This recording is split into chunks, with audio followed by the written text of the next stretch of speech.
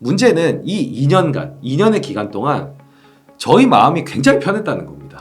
왜냐하면 빠질 만한 구석이 별로 없는 종목이었으니까요. 그러니까 리스크를 낮게 한 상태에서 원하는 수익을 얻었기 때문에 만족할 만한 결과로 해고를 할 수가 있는 겁니다. 굳이 이걸 설명을 드린 이유는 가치 투자의 어떤 목표 중에 하나가 편안하게 잠을 자면서도 적당한 수익성을 확보하고 그리고 빠질 여지가 적은 상태를 계속 유지되는지를 확인하는 이런 것들이 좀 고스란히 담겨있는 그런 케이스라고 볼 수가 있고요. 저는 VIP 자산운용이라는 가치 투자를 모토로 한 운용사를 지금 경영을 하고 있고요. 네.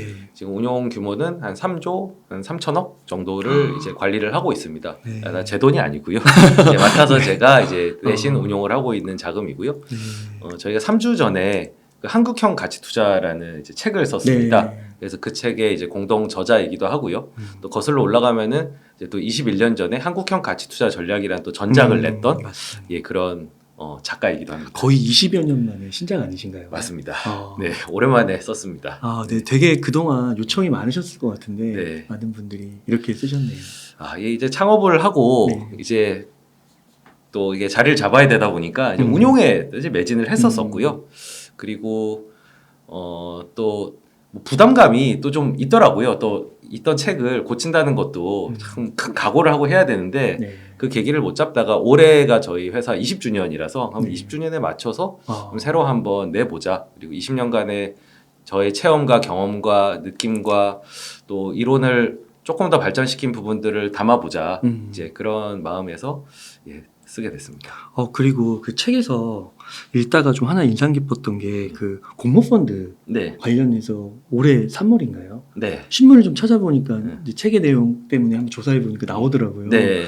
그래서 하루 만에 300억이 완판됐다고. 네. 와, 대단하신 것 같으세요. 그 더 퍼스트 펀드라고 저희 1호 펀드라서 아마 관심을 가져주신 것도 있었을 거고요. 네. VIP 자산운용이 이제 작년까지는 네. 1임 운용 사모펀드로 최저가입 금액이 뭐 5억 이렇게 이제 제한이 있다 보니까 그렇습니다. 많은 분들이 가입을 하고 싶은데 진입장벽이 높다 이렇게 아쉬움을 많이 표하셔서 네. 언젠가 이제 준비가 되면은 공모펀드 형태로 많은 분들에게 또 서비스를 제공하고 싶다 이렇게 해주셨는데 감사하게도 예, 당일에 완판이 됐는데 네. 사실 이제 300억 완판이 뉴스가 된 건 그만큼 이제 공모펀드 시장이 뭐 ETF나 이런 데 치여가지고 네. 그만큼 많이 쪼그라들었다는 얘기라서 약간 씁쓸하기도 한데 어쨌든 그때 이제 1호의 관심을 저희가 모았고 또 최근에 저희가 2호 펀드 사실상 2호지만 메인 펀드인데요. 네. 이 책 제목과 똑같은 한국형 가치투자 펀드를 또 런칭을 해서 이걸로 이제 적립식이나 퇴직연금으로 좀 자산 형성에 도움을 드리는 예, 그런 펀드가 되었으면 좋겠다. 그리고 주식형 펀드가 최근에는 많이 위축이 되고 좀 관심을 많이 못 받고 있는데 여기에 자존심을 한번 펀드 매니저로서 좀 살려보고 싶다. 이런 희망도 가지고 있습니다. 지금 펀드 매니저도 하시는 거예요? 그럼요. 제가 예. 사실 경영은 좀 부차적인 문제고요. 제 정체성은 사실은 가치 투자에 기반한 펀드 매니저가 저의 이제 정체성입니다. 네, 와 20여 년 동안 대단하십니다. 열심히 살았습니다.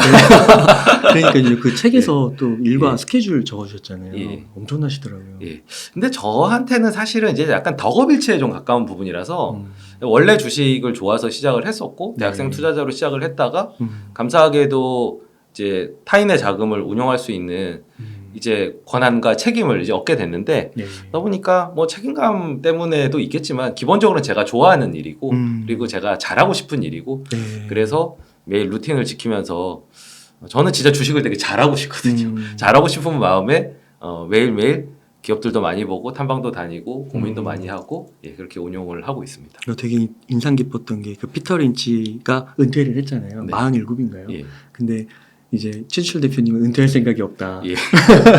이 일이 너무 즐거워서. 그것도 있고 그리고 뭐 네. 그분만큼의 뭐 업적을 아직은 만들어내지 못했다라고 생각을 해서요. 3조 3천억이면 우리나라에서는 어마어마할 수 있죠. 근데 저도 이제 하루에 한 12시간에서 14시간 정도 이제 일을 하는데 그러니까 일을 한다는 게 많은 정보를 이제 습득을 하는 거거든요. 그럼 가끔은 이해가 좀 되기도 합니다. 피터 린치가 왜 좀 지쳐가지고 이렇게 은퇴를 하셨는지. 그래서 저는 운동도 열심히 하고 예, 멘탈도 잘 관리해서 그래도 좀 더 오래 해서 피터 린치 말고 또 저의 롤모델은 오렌 버핏인데 90대이신데도 아직 현역이시잖아요. 또 그 다른 모델이 있으니까 예, 이분은 이제 나이가 넘었고 이제 버핏을 쫓아서 최대한 제 능력이 닿는 한 올해 이 덕업 일치를 이어가고 싶다 그런 바람이 있습니다. 네. 그 이번에 그러면 또 2호가 나오는 거는 네. 그 연금저축펀드로 연계가 되는 건가요? 계좌로? 네, 연금저축펀드도 되는데 이게 그 저희가 뭐 판매처를 많이 확보를 했다고는 하지만 퇴직연금 가입 이 라인업은 또 좀 진입 장벽이 높아서 다 이제 뚫으려면은 시간은 좀 걸릴 것 같은데 네. 애시당초에 저희가 공모펀드를 하겠다라고 한 큰 이유 중에 하나가 이 퇴직연금을 잘 한번 저희가 그 기여를 해보고 싶다는 생각이 있었거든요. 어떻게 보면 노후 대비의 가장 그렇죠. 중요한 축 중에 하나인데 약간 방치가 되어 있는 느낌도 있고 그리고 뭐 ETF나 이런 건 있지만 좀 사람이 하는 그 액티브 펀드가 아직은 좀 눈에 띄는 곳들이 없어서 아쉽다라는 마음에 그러면 그 자리는 우리가 한번 네. 예, 앉아보자 와. 이런 마음에 이제 퇴직연금도 계속 확보를 해 나가면서 사실은 그거 중심으로 운용을 해 나갈 계획입니다. 그러니까 한편으로는 이제 약간 실무적인 입장에서 볼 때는 금액이 좀 작아지고 이제 고객들은 많아지고 하면은 할 일은 더 많아지고 금액에 비해서 좀 그런 면도 없지 않아 있으실 것 같은데요. 네. 그러니까 사실 이제 3호나 1임으로 이제 3조 정도 운용을 하고 있고 익숙해져 있고 네. 그리고 저희 고객분들의 충성도도 굉장히 높으시고요. 그동안 만족할 만한 저희가 성과를 돌려드렸으니까요. 그래서 편하게 살려면 사실 이제 그 형태를 계속 유지를 하면 되는데 아까 말씀드렸듯이 이제 주식형 펀드의 자존심도 좀 폭넓게 세워보고 싶기도 하고 네. 그리고 기존의 1임과 3호만으로는 퇴직연금 시장에 또 진출할 수 없기 때문에 어차피 가야 될 길이라면은 미리 하고 그리고 저희가 이제 20년간 이제 축적되어 온 그 경험들이 있으니까 그리고 관리 체계가 있으니까 그래도 공모펀드를 할 만한 준비는 되지 않았나. 사실 되게 두근거리고 떨리긴 네. 하는데 네. 일종의 저희한테는 도전이고요. 비전을 가지고 하는 일입니다. 아, 또 그만큼 자신감도 있으시고 또 이렇게 진짜 하루 만에 완판되는 거 보니까 굉장히 이례적인 우리나라에서 펀드보다는 진짜 말씀하신 대로 ETF나 이런 쪽으로 자금이 많이 흘러간 것 같은데요. 그래서 새로운 또 변화의 그런 게 생기는 것 같아서 또 그게 퇴직 계좌랑 또 연결된다고 하면 너무 의미가 있을 것 같습니다. 네, 잘 됐으면 좋겠습니다. 네, 이 책도 잘 됐으면 좋겠습니다. 예, 감사합니다. 근데 지금 보니까 되게 잘 팔리시더라고요. 아, 근데 참 네. 주식책이 네. 그렇게 뭐 판매량이 이게 많이 나오기는 좀 어려운 장르이기도 하고 지금 또 장이 좀 그렇잖아요. 네, 그리고 거기에다가 사실 가치 투자라는 협소한 부분을 다루다 보니까 저는 뭐 베스트셀러에 대한 욕심보다는 네. 그 전작이 그랬던 것처럼 오래오래 사랑받으면서 진짜 가치 투자를 하고 싶은 분들에게 이제 좋은 지침을 제공하는 그런 책으로서 계속 생존을 했으면 좋겠습니다. 아, 네. 그러면은 책에 관해서 한번 질문을 먼저 드려보면 이 한국형 가치 투자라는 책을 쓰셨는데 한번 총평 어떤 책인지 네. 말씀 부탁드리겠습니다. 근데 이 책 제목이 좀 혼란을 드릴 수 있는 게 2002년에 제가 대학교 3학년 때 썼던 책이 한국형 가치 투자 전략이고 이게 이제 한국형 가치 투자인데요. 전략을 이제 뺀 거죠.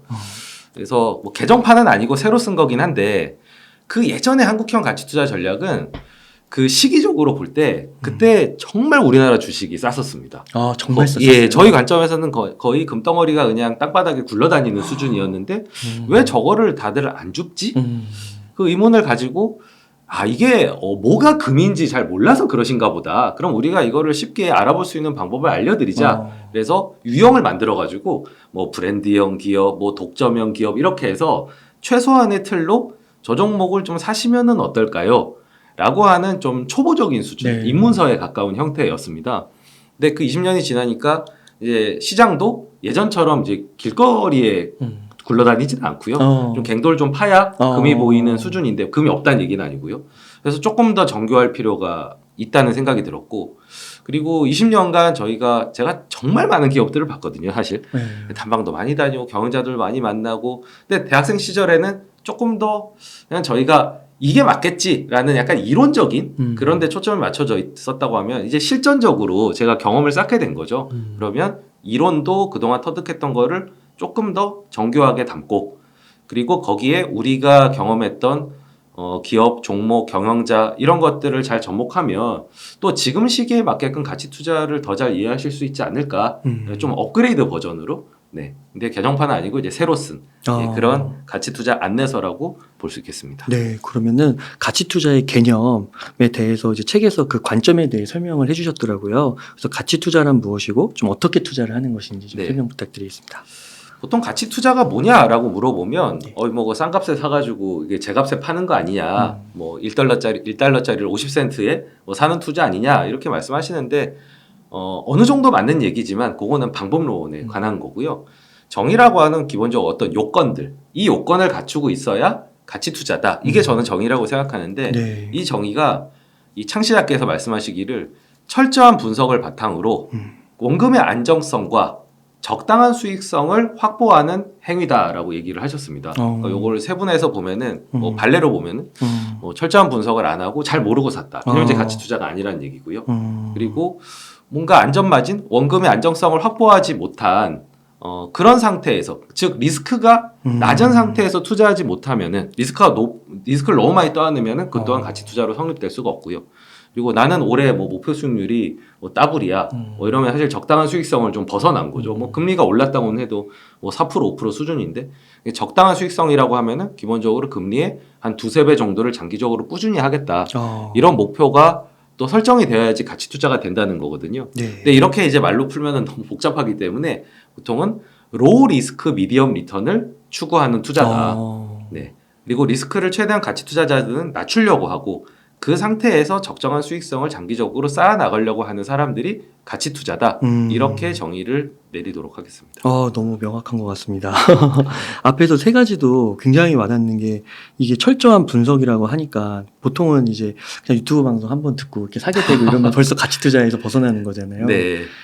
그렇군요. 예. 저희 근무 신조 중에 하나가 그 기업 분석은 평소에 하고 네. 주식은 주가 빠질 때 산다. 뭐 이런 게 이제 저희 신조거든요. 거기에 이제 철저한 분석이 예비되어야 된다는 게 들어가 있는 건데 대부분은 요 반대로 많이들 하시죠. 일단은 사고 주가가 빠지면 그때 가서 무슨 회사인지 알아본다.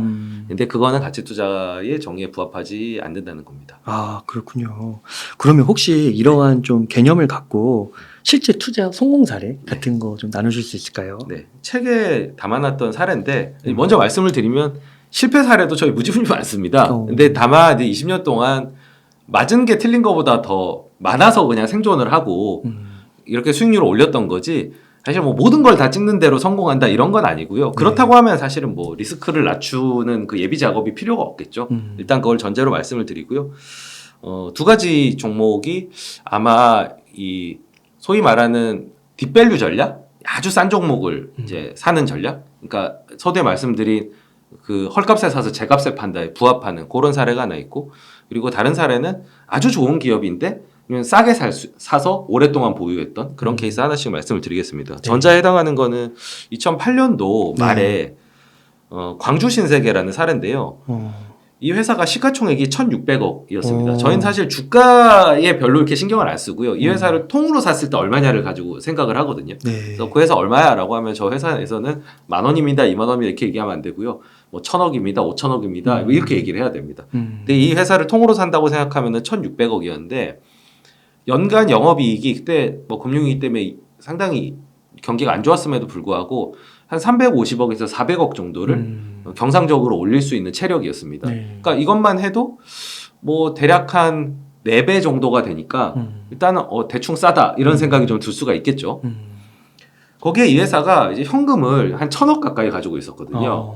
이것까지 감안하면 예살 1,600억에서 샀는데 1,000억의 현금이 있으니까 이걸 챙기면 거의 한 1년 반 정도의 이익으로 이 회사를 공짜로 살 수 있는 뭐 그런 개념이 되는 거죠. 딱 봤을 때 싸다는 생각이 들었습니다. 보통 딥밸류는 이렇게 접근을 합니다. 싼 걸 일단 찾은 다음에 그 다음에 이 싼 이유가 합당한지 아닌지를 계속 찾아야 되거든요.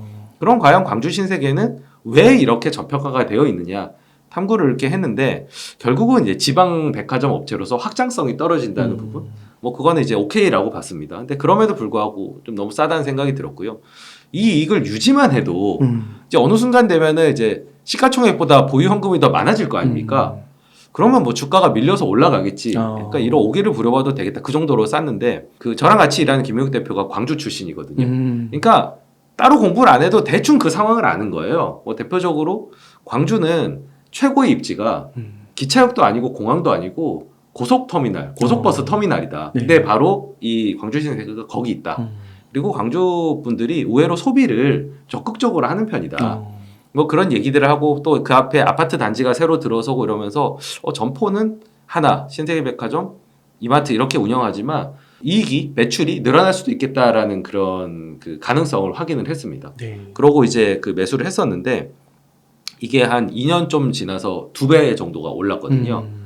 근데 뭐 2배라고 하면은 뭐 2배 정도는 많이 나오지 않나 이렇게 얘기를 하실 텐데 실제로 맞는 얘기긴 하지만 문제는 이 2년의 기간 동안 저희 마음이 굉장히 편했다는 겁니다.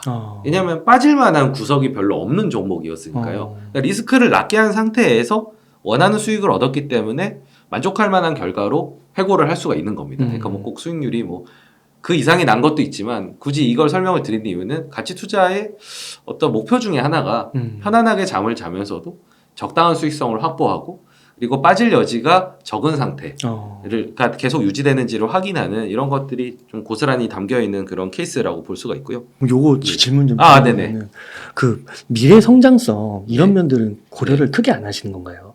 그러니까 현재 네. 가격으로 봤을 때 보유한 자산으로 봤을 때는 싼 것 같기는 한데 그래도 뭔가 주식은 미래 성장성이 있어서 좀 이슈가 되어 오르는 그런 게 네. 있잖아요. 그런 면은 좀 어떻게 생각하셨어요? 미래 성장성이라고 하는 건 저희는 두 가지 측면에서 보는데요. 네. 첫 번째는 있으면은 좋습니다. 하지만 가격에 반영이 돼 있으면 저희는 좀 패스하는 편입니다. 네. 아 가격이 싸면. 그러니까 그 성장성, 사람들의 기대가 주가에 이미 반영이 되어 있어요. 아, 그러니까 한 단계를 더 나가는 거죠. 네. 찾긴 찾는데 왜 자꾸 성장성이 있다는데 너희 자꾸 패스하느냐라고 하면 그거는 가격에 좀 반영이 돼 있는 것 같아서 좀 리스크가 낮다고 보기가 어려워 라는 이제 그런 말씀을 저희가 드릴 수가 있겠고요. 그리고 또 한 가지는 지금 시점에서 모든 성장이 다 보이는 것만은 아닙니다. 그러니까 그 회사의 경영진이 또 그때 당시에는 우리가 예측하지 못했지만 그런 성장을 추가로 저희가 보유 기간 중에 만들어낼 수도 있는 거고요. 근데 기대가 없었는데 그 경영진이 이거를 만들어내면 사실 그 폭발력이 누구나 다 예측하는 것보다 더 클 수 있지 않겠습니까? 이 관점의 차이라고 볼 수 있는데 저희는 낮은 기대치에서 뭔가를 기대하는 게 누구나 다 기대하는 거에서 같이 동의하고 들어가는 것보다 오히려 더 낫다라고 그런 사고 체계를 가지고 있는 거죠. 네, 그렇게 해서 기다리시는 거군요. 네. 그래서 이제 광주 신세계 같은 경우도 저희가 성장성이라고 하면은 뭐 앞에 아파트 단지가 생기고 그리고 그때 금융위기였으니까 경기가 좀 회복이 될 수도 있고 그리고 그때 약간 의정부 신세계를 얘가 뭐 할 수도 있는 약간 가능성이 보였었거든요. 최종적으로는 하진 않았는데 뭐 그게 만약에 됐다면 더 올라갈 수 있었겠죠. 2배가 아니라 뭐 3배, 4배 이렇게 올라갈 수도 있었겠죠. 그거는 근데 없어졌더라도 크게 주가에 타격을 미칠 만한 요소는 아니었으니까 오케이였던 거고 그리고 당시에 이제 정용진 그 부회장이 이 회사의 지분을 많이 갖고 있었기 때문에 뭐 그래서 이 회사를 조금 더 대주주한테 유리하게 뭔가 끌고 갈 수 있는 여지가 있지 않을까라는 약간 확률도 계산을 했었습니다. 근데 나머지 2개는 크게 그때는 일어나진 않았고 경기가 회복이 되고 배우지가 좀 좋아지면서 그렇게 정도로 올라가게 된 거죠. 근데 저희가 초점을 맞추는 건 성장이 있고 모두가 동의하는 거를 가슴 졸이고 제발 그렇게 돼야 돼 기대하는 것보다는 조금 더 여유 있게 볼 수 있는 네, 마치 아기가 이렇게 별 기대를 안 했는데 딱 이 기었을 때 엄마 아빠가 막 환호를 하는 것 같은 약간 그런 상황을 더 좋아하는 기질이 작용하는 거라고 봐야죠. 그러면 지금도 보면 현대백화점이나 이렇게 백화점도 되게 싸잖아요. 그런 거는 그때의 관점과는 좀 다르게 봐야 되는 걸까요? 예측하신 대로 저희는 계속 보고 있습니다. 아, 그러세요? 계속 워낙 싸기 때문에 보고 있고 그리고 백화점이라고 하는 게 성장성에는 조금 한계가 있을 수는 있지만 비즈니스적으로는 굉장히 좋거든요. 그러니까 모두들 이렇게 건물주를 꿈꾸시는데 건물주를 꿈꾸는 건 내가 그 건물에 공간을 내주고 다박다박 임대료를 받는 그 맛을 기대하시는 거잖아요. 백화점이 딱 그렇거든요. 네. 공간을 내주고 매출의 40%를 가져가고 그걸 가지고 뭐 현금을 쌓아놓을 수도 있고 새로운 백화점을 만들 수도 있고 그리고 우리나라 백화점이 뭐 사실 큰 데래 봐야 뭐 3개, 4개 정도이기 때문에 사실 뭐 입지 어떤 입지에 딱 자리를 잡으면은 경쟁이 아주 치열하지도 않고요. 네. 그 약간 지역 독점형적인 스타일이 있어서 그런 비즈니스 모델은 좋은데 그 성장성이 뭔지를 저희도 계속 재고 있는 거죠. 사실 지금으로서는 면세점이 잘 되는 게 사실 백화점에 있어서는 좀 중요한 이슈인데 뭐 그런 부분에 좀 초점을 맞춰서 그리고 지금 명품 소비가 한참 올라가면서 코로나 기간 동안에 백화점이 오히려 되게 좋았었거든요. 네. 근데 지금은 명품보다는 뭐 해외여행이라든지 소비의 방향이 좀 달라지고 있기 때문에 그럼 이것도 상쇄할 만큼 다른 부분이 좋아야 되고 출점이 나가야 되는데 그런 부분들을 계속 지금 탐색을 하고 있습니다. 그러니까 저희가 어떤 한 종목을 딱 그 순간에 다 보고 탁 치우는 게 아니라 오늘 요만큼 보고 그리고 또 계속 싸면은 신세계 현대백화점 또 꺼내갖고 요만큼 보고 계속 그러다가 어느 순간 아 이거는 싸면서도 성장성이 있다 이런 촉매를 갖고 있다 판단이 들면은 그때 가서 매수를 하거든요. 그러니까 거의 대부분의 종목들 특히 싸다고 짐작하시는 종목들은 거의 저희가 지금 보고 있는 종목들 고민하고 있는 종목들이라고 보셔도 되겠습니다. 근데 그 중에서 이제 제일 싸고 좋은 거를 사고 싶은 거죠. 그러신 거군요.